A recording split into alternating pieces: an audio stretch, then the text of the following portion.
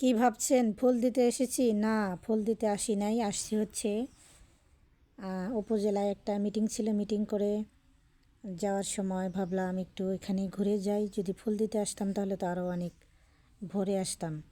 আসার সময় দুইটা ভাতিজি আসলো সাথে।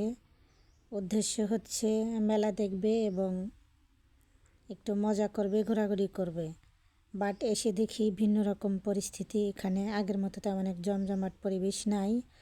যদিও যেহেতু শুক্রবার আজকে 21শে ফেব্রুয়ারি পড়ছে, এই জন্য লোকজন কম। শুধু কিছু ছোট ছোট কচি কাঁচা বাচ্চা পোলাপান আছে। তারপরেও ওদের নিয়ে আসছি যেহেতু একটু ঘুরে যাই, তো সেজন্য যাচ্ছি হচ্ছে শহীদ মিনারে। তো বেশ আমরা কয়েকজন ছিলাম, আর সাথে আমার এক ম্যাডাম ছিল। তো দুজন মিলে আমরা যাচ্ছি এবং নাবামণি শিফামণি সাথে কিন্তু বেশ দুষ্টমি করতেছিল। তো সাথে থাকুন, দেখতে থাকুন আজকে ছোট্ট ব্লগ ভিডিও। এই দেখুন তেমন লোকজন নাই, শুধু যেগুলা এখানে ফুল দিয়েছিল সবগুলো বাচ্চারা এসে নিয়ে গেছে। এখন আছে অল্প কিছু ফুল, সেগুলাই আপনাদের দেখানোর চেষ্টা করতেছি। দেখুন কি একটা অবস্থা। বাচ্চাদের আবদার সব সময় রাখতেই হয়, যেহেতু আন্তর্জাতিক মাতৃভাষা দিবস। তো শহীদদের প্রতি থাকলো অনেক অনেক শ্রদ্ধা এবং ভালোবাসা।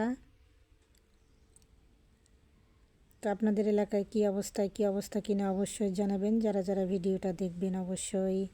আমার ভাইয়ের রক্তে রাঙানো 21শে ফেব্রুয়ারি আমি কি ভুলিতে পারি। আসলে বাঙালি জাতির জীবনে এক গৌরবময় ও ঐতিহ্যবাহী দিন। বাঙালি জাতীয় জীবনের চেতনার উৎস হচ্ছে আজকের এই দিনটি। 21শে ফেব্রুয়ারি 52 ভাষা আন্দোলনের মাধ্যমে শহীদ দিবস হিসেবে পালন করি 21শে ফেব্রুয়ারি।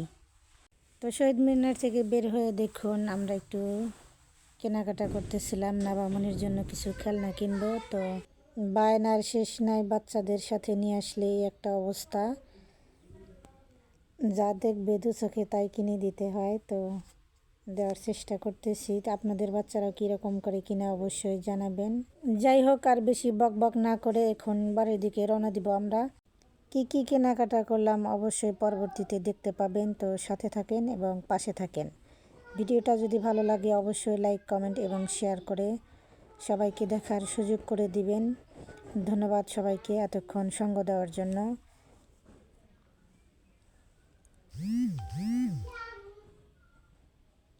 আল্লাহ হাফেজ।